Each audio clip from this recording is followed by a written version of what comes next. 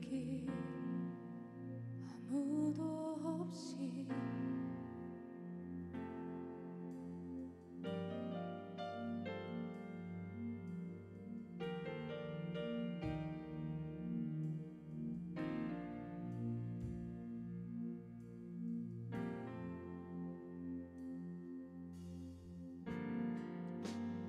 걷고 있네.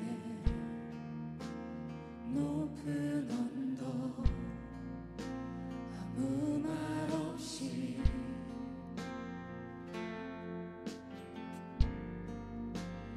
걷고 있네. 거친 그 길 아무도 없이 지친 발걸음 흐르는 눈물 온 땅을 적시네. 십자가 내 죄 사했네. 날 대신하신 한없는 사랑.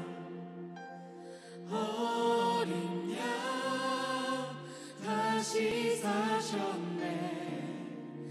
크고 놀라운 그 사랑.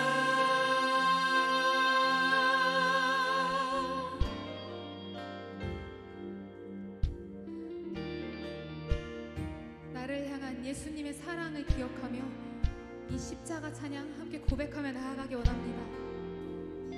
걷고 있네. 걷고 있네.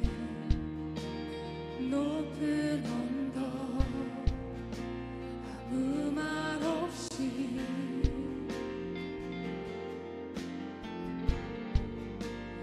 걷고 있네. 거친 그 길 아무도 없이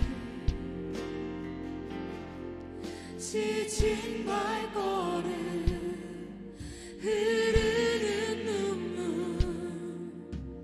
온 땅을 적시네. 고통당했네. 고통당했네.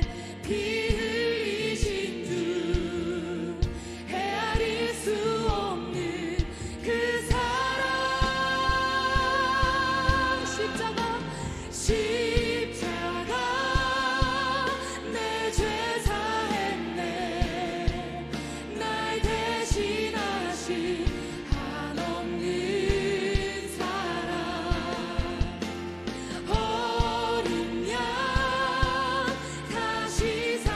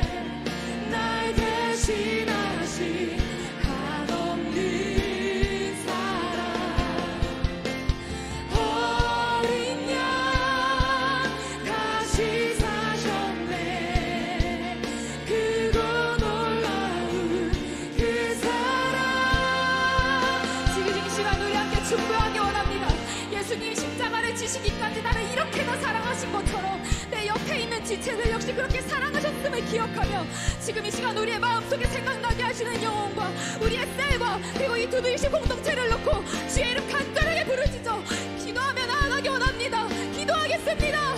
주여, 정말 주님께서 세워주신 아버지의 공동체를 이루게 하시는 하신 영혼들을 놓고 기도하며 나아갑니다.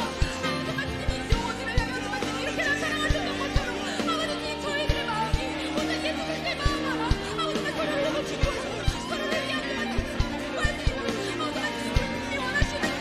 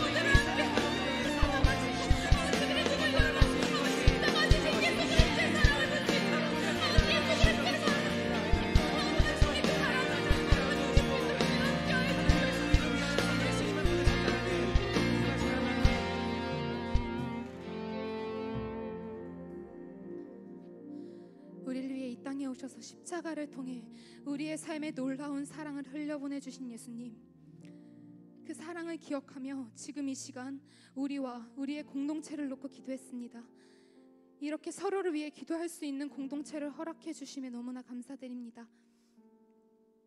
계속해서 주님을 찬양하며 나아갈 때에 찬양 중에 어떤 상황 가운데서도 선하신 주님을 신뢰하는 믿음과 우리 안에 계시는 주님을 바라보는 눈이 열려 온전히 주님만 예배할 수 있도록 성령님 일하여 주시옵소서. 우리의 모든 기도와 찬양을 받으시고 기뻐하실 주님을 기대하며 이 모든 말씀 예수님의 이름으로 기도드렸습니다. 아멘. 주님께 모든 영광의 박수 올려드리며 나아갑시다.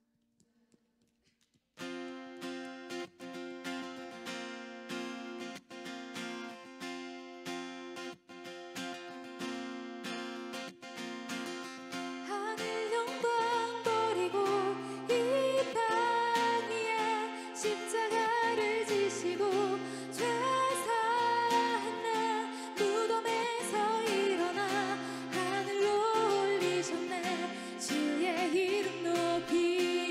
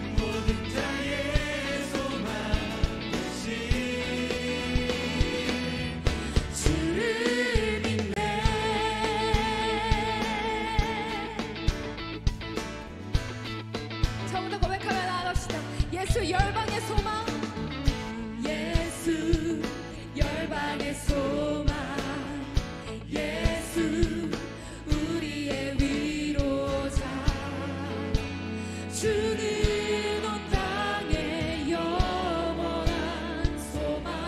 예수 어둠 속에 빛이 되십니다. 예수 어둠 속의 빛, 예수 변함없는 진리, 주는 온 땅에 빛이 되시네. 우리 위해 죽으시고 다시 사신 생명, 우리 위해 죽으시고 다시 사신 생명의 주, 주님만이 소망이요 변함없는 반석이라, 주님만이 온 세상을 비추시네. 아멘. 또 죽음에서 부활하신 우리 구주, 평강의 왕, 주를 믿는 모든 자의 소망 되신, 주를 믿네, 주를 믿네. 아멘. 우리 위해 죽으시고 우리 위해 죽으시고 다시 사신 생명, 우리 위해 죽으시고 우리 위해 죽으시고 다시 사신 생명의 주. 아멘. 주님만이 소망이요 변함없는 반석이라, 주님만이 온 세상을 비추시네. 또 죽음에서 부활하신 우리 구주, 평강의 왕, 주를 믿는 모든 자의 소망 되신, 주님을 믿습니다. 주를 믿네. 아멘. 주를 믿네, 주를 믿네.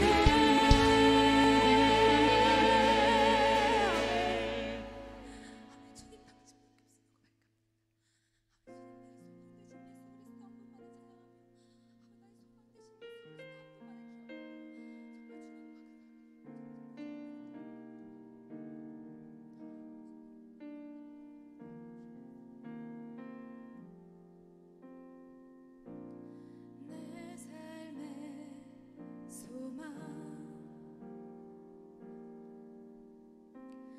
내가 바라는 한 분, 예수 닮기를 내가 원하네. 한없는 사랑, 한없는 사랑,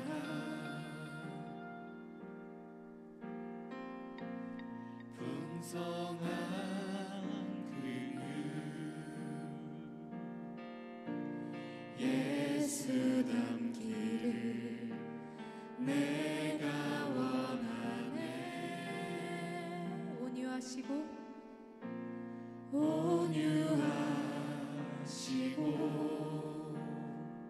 겸손하신 성품, 겸손하신 성품, 예수 닮기를 내가 원하네. 자비하시고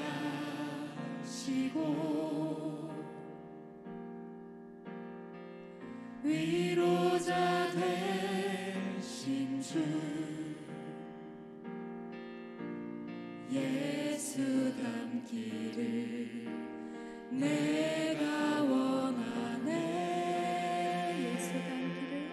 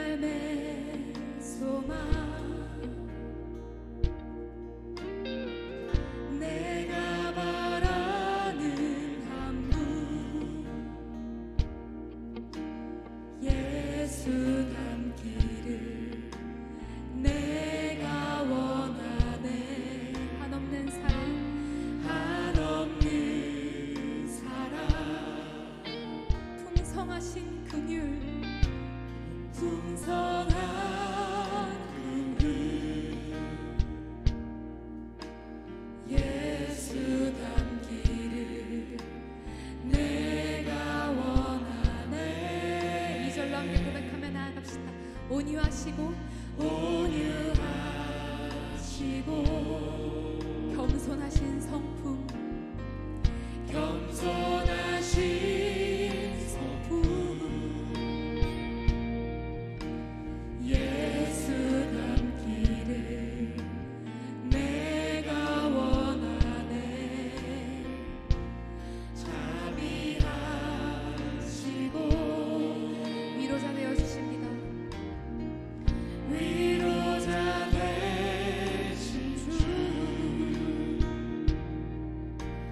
예수 닮기를 내가 원하네. 예수 닮기를 예수 닮기를 예수 보기를 예수만 높이길 내가 원하네. 내 평생 소원 예수 닮기를 예수만 높이를 내가 원하네. 완전하신 예수 완전하신 예수 새롭게 하시네. 연약한 내 영혼 온전하게 되리. 완전하신 예수 완전하신 예수 새롭게 하시네.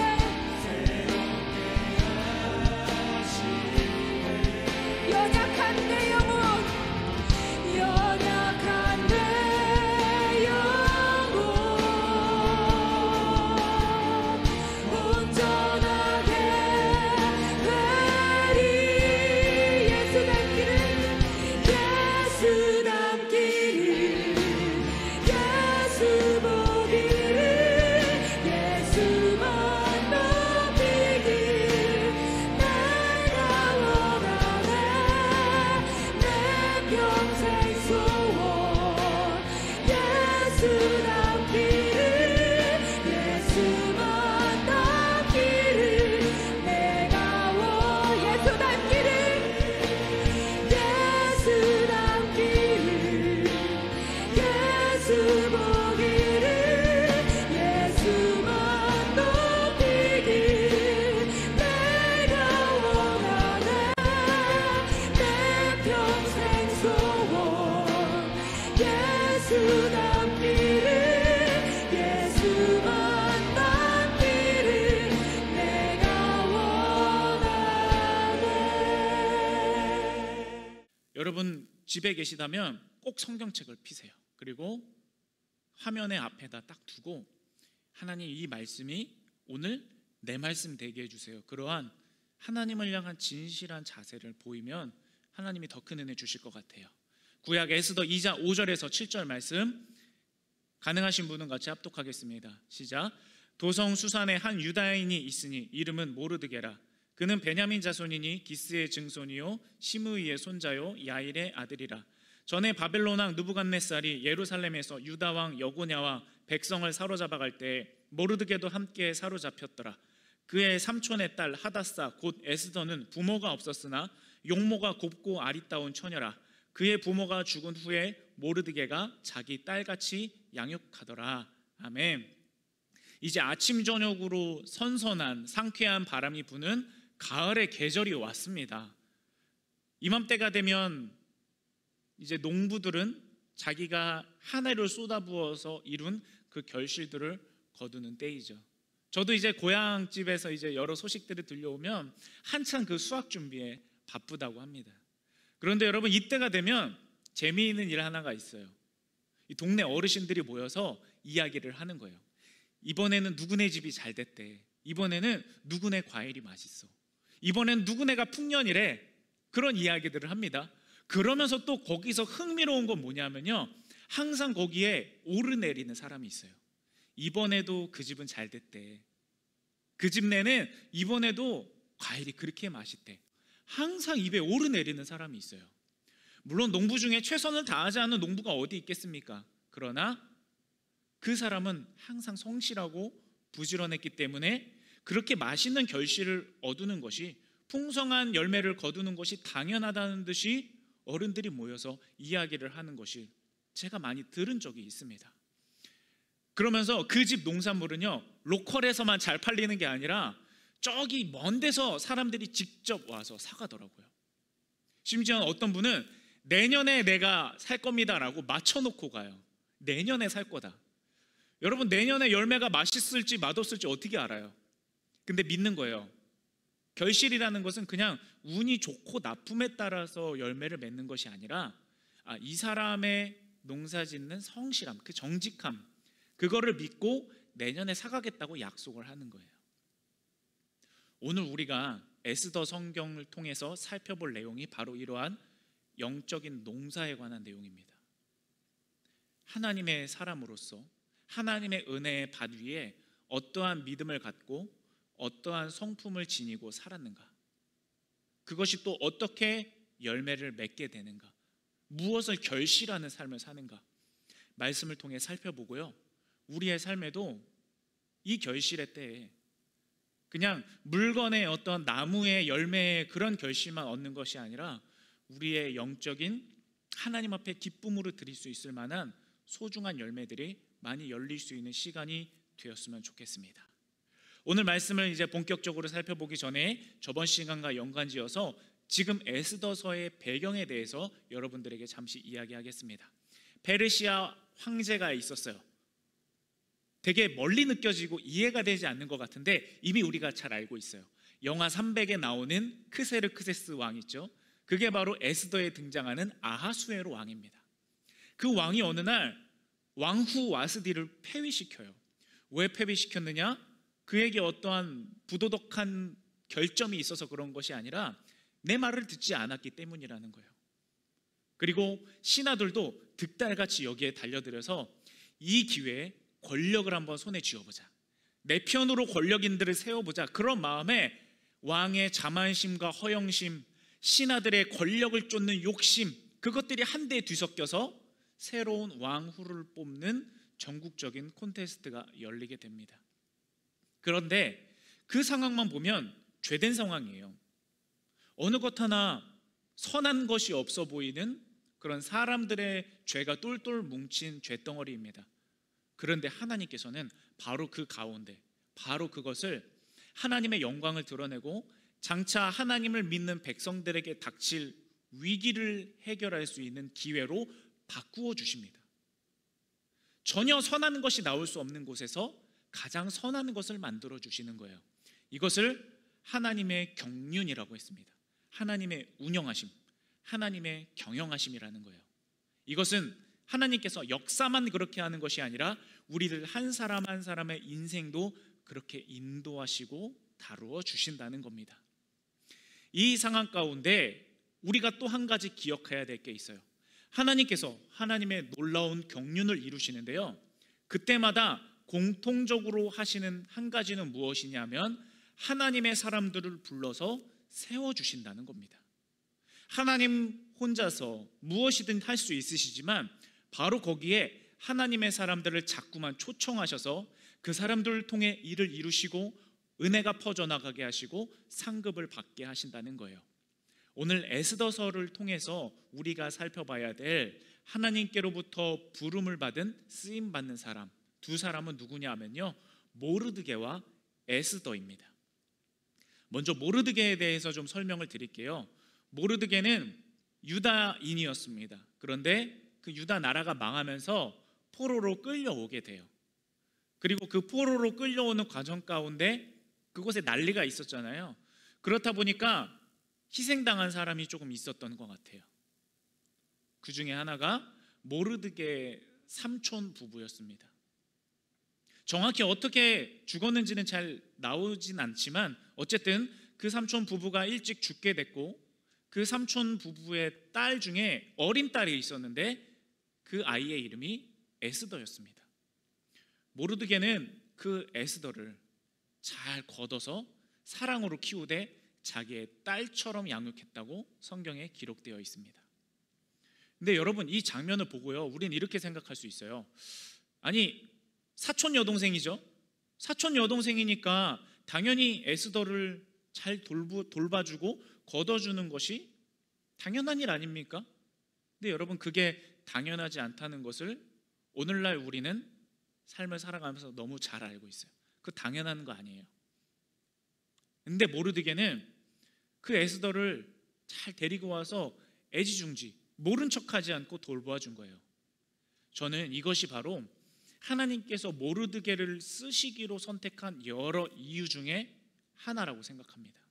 왜냐하면 모르드게가 한 일은 그냥 에스더를 불쌍히 여긴 거, 그냥 딱하게 생각해 준 거, 호의를 베푼 거, 그 정도가 아니라요, 하나님의 영광을 드러내는 일이었기 때문입니다. 당시에 히브리 민족 사회에서는 고엘 제도라는 것이 있었어요. 근데 이 고엘 제도라는 것이 뭐냐면요, 쉽게 설명을 하면 내 형제가 빚을 졌어요. 그래서 종으로 팔려가게 됩니다. 그러면 내가 그 형제를 대신해서 빚을 갚아줘요. 그리고 그 형제를 자유하게 해주는 거예요. 대신 갚아주는 거, 책임져 주는 거, 그게 고엘 제도입니다. 룻기에서는 우리에게 익숙한 단어로 알고 있어요. 그게 뭐냐면은 기업 물을 자예요. 기업 물을 자. 그래서 보아스는 룻의 기업 물을 자가 돼서 그녀를 사랑해서 그녀를 아내로 맞아들이고 잘 돌보아 주죠. 모르드게가 한 일이 바로 그 일이었습니다. 근데 여러분, 잘 생각해 보면 지금 모르드게의 상황은 포로로 끌려간 상황이에요. 백성들이 다 나라가 망했어요. 하나님을 섬기는 나라가 망했어. 그리고 하나님을 섬기지 않는 나라에게 멸망당했어요. 그 나라로 다 끌려갔고 그 나라에 굉장히 강력해 보이는 신들과 우상들이 넘쳐났어요. 그 상황에서 하나님을 섬기는 것이 쉬웠을까요? 아니요. 굉장히 어려웠을 겁니다. 많은 사람들이 하나님을 향한 신앙을 버리고 하나님을 향한 법도를 지키는 것을 잊어버립니다. 왜냐하면 살기에 바쁘기 때문에. 그들이 나쁜 사람들이라 그런 게 아니라 지금 사는 게 너무 바쁜 거예요. 오늘 하루를 살아야 돼요.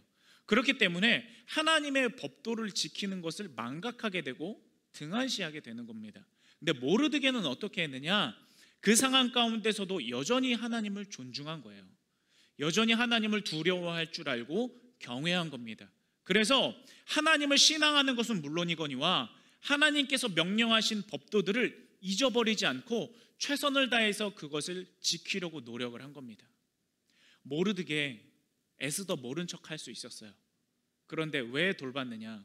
측은지심 때문이 아니라 하나님께서 명령하신 고엘 제도를 지키려는 믿음 때문에 에스더를 돌봐주고 그냥 돌보기만 한 것이 아니라 친딸처럼 사랑하고 아껴주었다는 것입니다. 자, 이 고엘 제도, 기업 물을 자에 대한 설명, 우리 다시 한번 보면요, 이 안에 굉장히 중요한 비밀이 숨겨져 있습니다. 하나님께서 왜 이런 제도를 지키는 모르드게에게 주목하셨을까? 여기에 아주 특별한 비밀이 있기 때문이에요. 이 기업 물을 자라는 거는요, 형제를 대신해서 갚아주는 자, 형제의 억울함을 회복해주는 자, 그리고 무엇보다 구속자를 가리킵니다. 이 구속자라는 것은요, 대신 값을 치러 구원해주는 사람을 의미를 해요. 하나님께서 고엘 제도를 준 중대한 이유는요, 너희들끼리 힘드니까 돕고 살아, 그런 뜻이 아니에요. 이 고엘 제도를 통해서 예수님을 떠오르게 하려는 하나님의 장치가 숨어 있었던 겁니다. 자, 여러분, 우리를 대신해서 갚아주시는 분, 우리를 대신해서 구원해 주시는 분, 그분은 누구세요? 예수 그리스도이신 거예요. 우리의 고엘, 우리의 기업 물을 자는 바로 예수님이셨다는 겁니다. 하나님은 이것을 미리 구약에서 제도를 주심으로 통해서 예수님을 기억해낼 수 있게, 예수님을 생각해낼 수 있게, 나도 모르게 예수님을 신앙할 수 있게 만들어주시려는 하나님의 놀라운 은혜였다는 겁니다. 모르드게는 그것을 지킨 거예요. 모르드게는 그것을 발견했던 겁니다. 예수님께서는 십자가의 보혈로 우리의 죄를 대신해서 그 보혈의 핏값으로 사망에 팔린 우리를 사주셨습니다. 그리고 자녀 삼아주셨고 하나님 나라를 상속받게 하셨습니다. 모르드게는 자기도 모르게 하나님의 아들 예수님을 닮은 일을 한 거고, 자기도 모르게 예수님을 드러내는 일을 한 거예요. 물론 모르드게가 이걸 다 계산하고 한 행동은 아니겠죠. 미래를 다 내다보고 다 깨달은 채로 한 것은 절대 아닙니다. 그러나 하나님을 믿고 또 믿는 자로서 하나님을 경외하며 살아갔던 그 행동들 하나가 나도 모르게 예수님을 드러낸 거예요. 나도 모르게 하나님을 기쁘시게 하는 삶을 살게 되었다는 것입니다. 우리가 오늘 깨달아야 될 것이 바로 이러한 내용입니다. 하나님을 향한 믿음, 그리고 그 믿음에 따라서 하나님을 닮은 성품을 가지고 살아가는 것, 그리고 그것을 통해 하나님의 영광을 드러내고 나도 모르게 예수 그리스도를 나타내는 것, 그것이 우리의 삶에 너무나도 지금 간절한 것입니다. 사랑하는 여러분, 우리가 이렇게 하나님께서 주목하셨을 때 언제든 미소 지을 수 있게 하는 삶이 바로 우리의 인생이 되기 원합니다. 하나님이 보셨을 때 부끄러워서 숨길 만한 것 말고요, 하나님이 주목하셨을 때 언제든 꺼내놓을 수 있는 준비가 되어 있는 그 결실, 그 열매, 오늘날 우리에게 그것이 필요합니다. 면접을 볼 때 면접관이 그 사람에게 어떠한 주문을 하고 답변을 받을 때 열을 시켜보고 열을 질문해보고 또 그것을 가지고 평가해서 10가지 일을 맡기는 게 아니에요. 한 가지를 질문을 하고 그 사람을 뽑고 10개의 일을 시키는 거죠. 우리의 삶에 하나님은 그렇게 주목하십니다. 물론 하나님이 우리가 하는 일 한 가지마다 다 계산하시고 하나하나마다 이건 잘했으니까 축복, 이건 못했으니까 저주, 그렇게 한다는 뜻이 절대 아니에요. 하나님 앞에 진실하고 또 하나님을 믿고 하나님을 닮은 성품으로 살아가려고 노력하는 자를 하나님께서는 귀하게 여기시고 그 사람에게 하나님의 가능성과 하나님의 놀라운 구원 사역에 불러주시는 은혜를 베풀어 주신다는 것입니다. 이와 관련해서 신약의 로마서 12장 2절 말씀을 같이 봤으면 좋겠습니다. 거기 이렇게 기록되어 있어요. 너희는 이 세대를 본받지 말고 오직 마음을 새롭게 함으로 변화를 받아 하나님의 선하시고 기뻐하시고 온전하신 뜻이 무엇인지 분별하도록 하라. 아멘. 이 세상 사람들이 다 살아가는 대로, 이 세상의 분위기와 풍조대로 그냥 그들이 이렇게 산다고 해서 나도 이렇게 살지 말고, 그들이 저렇게 산다고 해서 그래도 되는 줄 알고 나도 똑같이 살아가는 것이 아니라 우리는 하나님의 선하시고 기뻐하시고 온전하신 뜻을 항상 집중해서 바라봐야 된다는 것입니다. 우직하게, 묵묵하게, 때로는 바보같이 세상 사람들이 그것이 아니라고 손가락질 할지라도 우리는 하나님께서 기뻐하시는 일들을 그저 묵묵히 해나가는 삶을 살아야 됩니다. 그것이 바로 우리에게 요구되는 그리스도인다운 삶입니다. 이렇게 모르드게는 좋은 믿음을 가졌고 또 좋은 성품을 가졌고 애정을 듬뿍 쏟아부어서 에스더를 잘 양육했습니다. 그러자 에스더가요, 용모가 아름다운 여인으로 잘 성장을 했다고 기록을 하고 있어요. 그런데 에스더를 진짜 아름답게 했던 거는요, 그의 용모가 아니라 그녀에게 있는 더 특별한 모습, 바로 그녀의 믿음과 모르드게를 보면서 배운 좋은 성품들이에요. 그것이 그녀에게 최고의 장점이 됩니다. 그 무렵에 전국에 조서가 내려져요. 이제 왕의 왕후를 뽑는다는 그런 조서가 내려져서 모든 제국의 여인들은 의무적으로 다 거기에 참여하게 돼요. 그래서 에스더도 거기에 의무적으로 그냥 참여를 하게 된 겁니다. 그리고 나서 여러 가지 몇 차례 사전 테스트가 있었겠죠. 왜냐하면 페르시아 제국이 아시아서부터 아프리카까지, 인도에서 구스, 에티오피아까지 넓은 제국을 다스리고 있었기 때문에 그 안에서 얼마나 많은 사람들이 있었겠어요. 몇 차례 사전 테스트를 거쳐서 그 다음에 궁궐로 최종 면접자들을 불러 모읍니다. 그런데 인물깨나 한다는 사람 다 모였겠죠. 그 궁궐에 아주 자기의 용모를 뽐내기 위해서, 자기의 화려함과 매력을 드러내기 위해서 그곳에는 정신이 없었어요. 난리법석이었습니다. 근데 궁에서 또 한 가지 허락한 게 뭐냐면 거기 있는 여인들이 요구하는 것은 무엇이든지 다 제공해 줬어요. 금붙이라든지 보석이라든지 좋은 옷이라든지 아니면 멋들어진 헤어라든지 그들이 필요한 것은 다 제공해 줬어요. 한번 너희들이 뽐낼 수 있는 매력을 다 뽐내봐. 너희들이 어필할 수 있는 거 다 한번 해봐. 아낌없이 다 제공을 했습니다. 그런데 그곳에 헤게라는 내시가 있었어요. 그 내시는 왕으로 뽑는 궁녀들을 이제 관리를 하고 있었으니까 얼마나 긴장됐겠습니까? 굉장히 중요한 책무를 맡고 있었는데 그 헤게도 막 정신없는 과정 가운데 이 사람 저 사람의 막 요구를 들어주다 보니까 유독 한 사람에게 눈이 가는 거예요. 유독 한 사람에게 딱 그 사람만 딱 보이는 거예요. 그게 누구였느냐? 바로 에스더였어요. 왜 그렇게 됐을까? 예뻐서? 아니요, 그렇지 않아요. 에스더에게 있는 특별한 매력 때문에 그래요. 그 중에 하나는 뭐냐면 하나님께서 주시는 은혜입니다. 헤게가 에스더를 주목하게 되고 에스더에게 좋은 호의를 베풀게 되고 그녀의 여러 가지 사정을 봐주게 됩니다. 왜 그랬느냐? 하나님께서 헤게의 마음에 에스더를 좋게 보는 마음을 넣어주시는 거예요. 여러분, 우리가 사람과 사람과의 관계의 문제를 많이 겪죠. 그럴 때 이런 생각을 많이 해요. 저 사람의 마음이 이렇게 좀 바뀌었으면 좋겠다. 근데 그 사람의 마음을 우리가 마음대로 바꿔달라고 기도하는 것은 잘못된 기도죠. 그런데 하나님 앞에 우리의 마음을 주관하여 달라고 맡겨드리는 기도는 좋은 기도입니다. 헤게의 마음을 하나님께서 주관해 주셔서 에스더에게 호의를 베풀게 하시죠. 마찬가지예요. 우리가 관계가 어긋난 사람, 관계가 깨진 사람, 도저히 무슨 노력으로도 회복할 수 없는 관계를 가진 사람은 하나님 앞에 그 관계가 회복될 수 있게 도와달라고 기도하십시오. 그러면 하나님은요, 사람과 사람의 마음을 조종하는 것이 아니라 두 사람의 마음을 은혜 가운데 연결시켜 주세요. 그래서 회복되게 하십니다. 하나님께서 헤게의 마음에 에스더를 좋게 보는 마음을 넣어주신 거, 이게 첫 번째 당연 매력이고요. 두 번째는 뭐냐면 이 에스더가 가진 내면의 아름다움 때문이었어요. 특별한 매력. 그것이 구체적으로 무엇일까? 도대체 에스더가 가진 그 특별한 매력이라는 게 뭘까? 여러분 궁금하죠? 성경을 통해 살펴보도록 하겠습니다. 에스더서 2장 15절 말씀이에요. 에스더가 차례대로 왕에게 나아갈 때 궁녀를 주관하는 넷이 헤게가 정한 것 외에는 다른 것을 구하지 아니하였으나 모든 보는 자에게 사랑을 받더라. 아멘.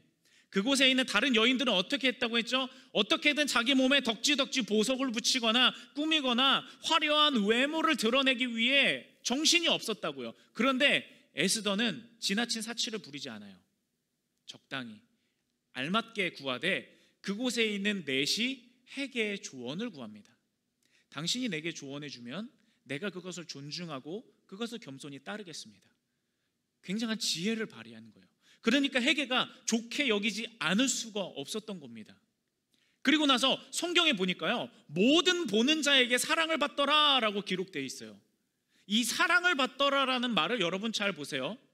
여러분이 삶을 살아가면서 예쁜 사람, 잘생긴 사람을 보면 그냥 사랑스럽나요? 그럴 수도 있겠죠. 근데 아주 잠깐이에요. 그 마음은 길게 가지 않아요. 여기서 말하는 모든 사람에게 사랑을 받더라, 그 모든 사람에게는 같이 있는 경쟁자들도 포함되어 있겠죠. 어떻게 사랑을 받은 걸까? 그 사람이 좋은 사람이었던 거예요. 사랑스러운 사람이었던 거예요. 그래서 에스더는 그곳에서 사람들의 인정과 사람들의 마음이 가는 사랑을 많이 받았습니다. 아하수에로 왕에게 여러분 예쁜 사람이 없어서 왕후를 새로 뽑는 걸까요? 그게 아니에요. 용모가 뛰어난 사람, 외모가 탁월한 사람은 많이 있었겠죠. 그런데 같이 있고 싶은 사람, 같이 있으면 마음이 편해지는 사람, 내면이 아름답고 좋은 성품을 가진 사람, 그런 사람은 많지 않았다는 거예요. 그래서 아하수에로는 에스더를 보고 사랑에 빠져서 그녀를 왕으로 뽑게 됩니다. 자, 이제 에스더가 왕후에 뽑혔죠. 근데 성경은 여기서 성경의 이야기를 끝내지 않아요. 왜냐하면 성경이 말하고 싶은 최종 목적지는 에스더가 하나님의 은혜로 출세해서 왕후가 됐습니다. 그게 성경의 최종 목적지가 아니기 때문이에요. 그 다음이에요. 하나님께서 그녀를 하나님의 경륜 가운데 선하신 뜻이 있어서 아주 절묘하게 탁탁탁 인도해서 왕으로 세워주셨어요. 그 다음이 있다는 거예요. 이제 본격적으로 하나님의 영광을 위해 일해야 한다는 것입니다. 여러분의 삶 가운데 하나님께서 뭔가 주신 게 있을 수 있어요. 하나님께서 뭔가 베풀어 주시고 내려주신 게 있을 겁니다. 그런데 여러분, 그것만 바라보고 끝나는 것이 아니라 그것 다음에 하나님께서 왜 나에게 이런 것을 허락하셨는가, 어떻게 하나님의 영광을 위해 쓰기를 원하시는가, 그것을 주목해야 돼요. 설령 그것이 좋은 것이든 내 눈에 좋아 보이지 않는 것이든지 간에 하나님께서 나에게 허락하신 연유를 발견하고 그 가운데 하나님의 영광을 드러내야 한다는 것이죠. 하나님께서 모든 피할 길을 내시고 모든 구원할 길을 만들어 주시는 거예요. 장차 백성들이 위기에 처한다고 했잖아요. 나중에 이 백성들이 절체절명의 위험 가운데 떨어지게 됩니다. 하나님께서는 그것을 알고 이미 미리 왕후를 세워주시고 백성들이 도와달라고 미래를 내다보고 우리를 구해달라고 간구하기도 전에 하나님께서는 모든 것을 예비하시고 그들을 구원할 모든 준비들을 끝내놓으셨다는 겁니다. 그리고 나서 그 안에서 하나님의 좋은 성품과 믿음을 가진 사람들을 불러내어서 하나님의 영광을 위해 쓰신다는 것이죠. 우리가 바로 그러한 사람이 되기 원합니다. 하나님의 경륜이 있어요. 그리고 그 경륜 가운데는 항상 하나님께 초청받는 사람이 있습니다. 하나님의 은혜로 세워지는 사람이 있어요. 그 경륜 속에 있는 믿음의 사람, 좋은 성품을 가진 사람, 하나님께서 쓰시기에 합당한 사람, 그 사람들이 바로 우리가 되어야 될 줄로 믿습니다. 성경에서는 이것을 계속 반복적으로 이야기해요. 우리가 지금 살펴보는 게 에스더서 2장 전체인데요, 에스더서 2장 말미에서도 똑같이 반복합니다. 하나님의 경륜 속 하나님께서 선택하시는 좋은 믿음과 성품의 사람. 우리 한 가지 더 이야기를 살펴볼게요. 모르드게가 페르시아에서 어떤 관직을 하나 맡은 것 같아요. 구체적으로 무슨 관직인지는 모르겠는데 대문 궁궐 앞에서 어떠한 역할을 수행하는 건 것 같아요. 근데 어느 날 보니까 내시 두 명이 왕을 암살할 음모를 꾸미고 있는 거예요. 그것을 모르드게가 발견하게 돼요. 사실 하나님이 발견하게 한 거죠. 어느 바보 같은 사람이 대궐 궁궐에서 왕을 암살할 음모를 꾸미겠어요. 하나님께서 모르드게로 하여금 발견하게 하시는 거예요. 에스더를 지키고 에스더를 통해 백성을 구원하셔야 되니까. 근데 여러분, 여기서 여러분이 모르드게라면 이 일을 왕에게 선뜻 알리겠어요? 선뜻 알리기 어려울 거예요. 모르드게는 포로로 끌려온 사람입니다. 자칫 잘못했다가는 그 역모에, 그 음모에 내가 엮여 들어갈 수 있는 거예요. 그래서 아주 신중하게 잘 생각을 해야 되는데 모르드게는 이것이 정의롭지 않은 일이라고 생각을 해서 왕에게 이 음모에 대해서 알려주게 됩니다. 근데 그 알려주는 모습이 굉장히 독특해요. 말씀을 한번 볼까요? 에스더서 2장 22절 말씀을 한번 보십시오. 모르드게가 알고 왕후 에스더에게 알리니 에스더가 모르드게의 이름으로 왕에게 아뢰니라. 아멘. 말씀을 보면요, 모르드게가 왕에게 알리는데 누구의 이름으로 알리느냐? 에스더의 이름으로 알려요. 자기가 이 일을 알리면 얼마나 출세할 수 있는 기회예요. 좋은 상을 탈 수 있는 기회거든요. 근데 내 이름으로 알려서 출세하는 것이 아니라 왕후 에스더를 통해서 이 일을 알려지게 하는 거예요. 왜냐하면 에스더가 궁에서 더 인정받고 더 사랑받기를 원하기 때문에 에스더를 사랑하고 존중하는 마음에서 내 공을 에스더에게 돌리는 거예요. 그리고 이번에 에스더의 모습을 보세요. 이번에 에스더가 왕에게 그 일을 알리는데 자기 이름으로 알리지 않고 모르드게의 이름으로 알리는 거예요. 그 공을 내가 도둑질하고 싶지 않은 거예요. 나를 사랑으로 아껴주고 키워준 모르드게를 위해서 모르드게가 이 일을 발견했고 이 일을 왕에게 내가 알려드립니다. 모르드게에게 모든 공을 다 돌려주는 겁니다. 여러분, 이 모습이 어때요? 굉장히 아름답습니다. 서로의 모습이 얼마나 진실한지를 몰라요. 상담하다 보면요, 이런 상담을 많이 받아요. 회사나 어떤 다른 직장에서 상사나 동료가 내 공을 가로채가는 경우가 많이 있다는 거예요. 너무 괴롭대요. 그때 너무 억울하고 화가 난대요.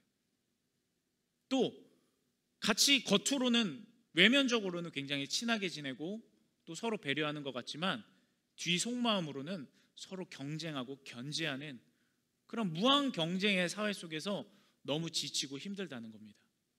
근데 이들의 모습은 어떤가요? 서로를 높여주고 서로를 살려주고 서로를 칭찬해 줍니다. 하나님께서는 믿음 뒤에 숨겨진 이들의 좋은 이 성품들을 귀하게 여기실 수밖에 없는 거예요. 그리고 이 일은 나중에 바로 그들이 보상을 받지는 않아요. 궁중일기에 기록이 돼서 에스더가 백성을 구원하는데 귀하게 쓰임받는 재료가 됩니다. 이것을 나중에 우리 다음 시간에 이어지는 이야기로 살펴볼 거예요. 오늘은 그 복선이 깔리는 거예요. 요즘 말로 떡밥이 깔리는 거죠. 다음 주에 우리 말씀으로 그 떡밥을 회수를 해볼 겁니다. 이렇게 하나님께서는 좋은 믿음, 좋은 성품, 그 가운데 하나님의 영광을 드러내는 사람, 그 사람을 주목하십니다. 그들이 다 똑같이 산다고 해서 그들처럼 나도 사는 게 아니라 예수님처럼 사는 거. 세상 사람들이 다 이렇게 살아도 나는 주님을 닮아가는 거. 하나님은 그것을 주목하는 거예요. 사랑하는 여러분, 구원은 믿음으로 받아요. 다른 길은 없습니다. 그러나 그리스도인의 삶은 믿는 자로서 예수님을 닮은 좋은 성품과 착한 마음이 더해져야 합니다. 성경은 곳곳에서 이것을 얘기해요. 우리가 에스더서를 통해서 하나님의 경륜과 그 경륜 속에 믿음과 성품을 가진 사람들의 이야기를 살펴봤죠. 그 다음에 이 이야기를 성경 전체로 한번 확장시켜 봅시다. 에스더서에서 말하는 이 이야기를 성경 어디에서 똑같이 말하는가? 그리고 그 성경들에서 우리는 어떠한 동일한 은혜를 발견해낼 수 있고 어느 한 부분만 보는 것이 아니라 성경 전체적으로 하나님께서 우리에게 주시는 교훈을 받아들일 수 있는가? 그것을 살펴볼 거예요. 자, 먼저 마태복음의 달란트 비유를 살펴볼까요? 마태복음 25장 21절에 이렇게 기록되어 있습니다. 그 주인이 이르되 잘하였도다 착하고 충성된 종아, 네가 적은 일에 충성하였음에 내가 많은 것을 내게 맡기리니 내 주인의 즐거움에 참여할지어다 하고, 먼저 이 마태복음부터 볼 거예요. 자, 이 종이 주인에게 충성한 이유는 뭘까요? 믿음이에요. 첫째 이유는 당연히 믿음이에요. 이 주인을 믿었기 때문이에요. 그런데 이 주인에게 믿음을 드리고 동시에 충성을 다합니다. 그리고 그 충성을 다하게 되는 원인이 뭐냐?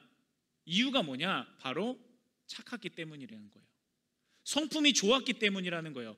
그의 착한 성품이 믿음 다음에 주요하게 작용해서 성실하고 거짓 없이 주인을 위해서 헌신하였기 때문에 주인은 이 종을 네가 믿음이 좋다, 충성이 되다, 그것만 이야기하는 것이 아니라 네가 정말 착하고 충성된 종이구나 라고 칭찬을 하는 겁니다.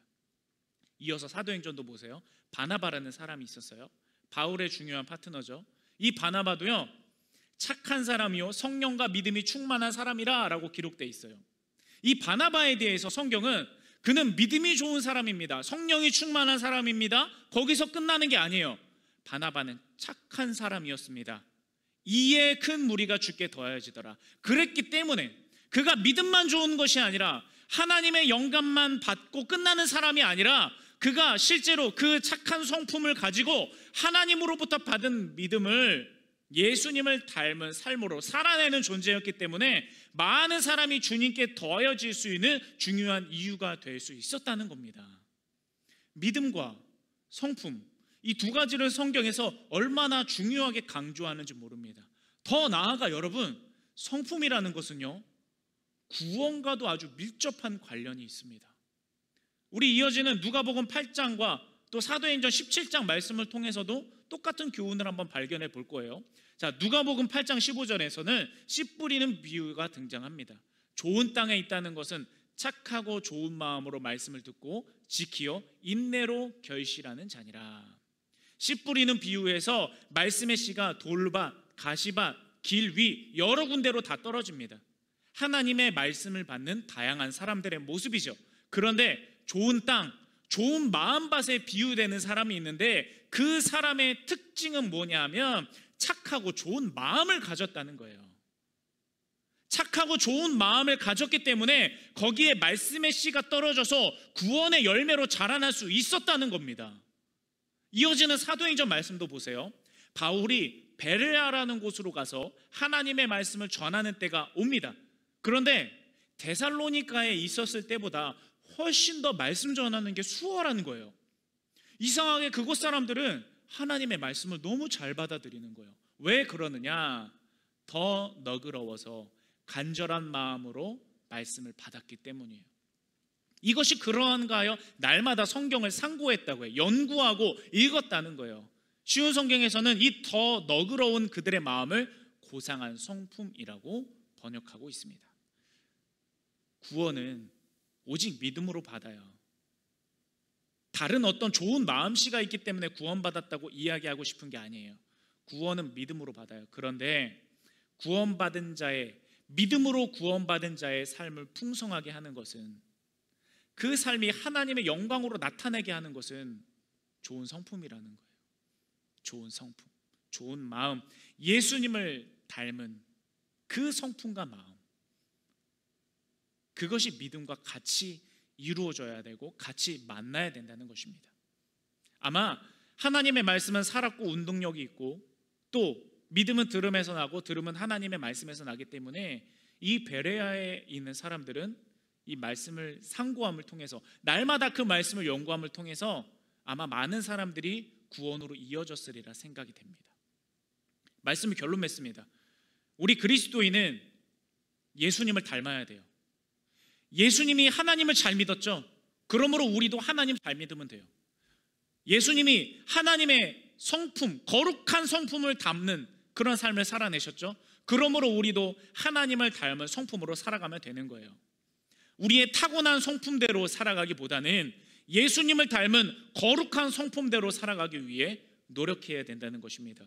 예수님을 믿고 예수님을 닮아감이 가장 좋은 거예요. 요즘 세상을 보면요, 참 믿음 좋은 사람이 참 많이 있어요.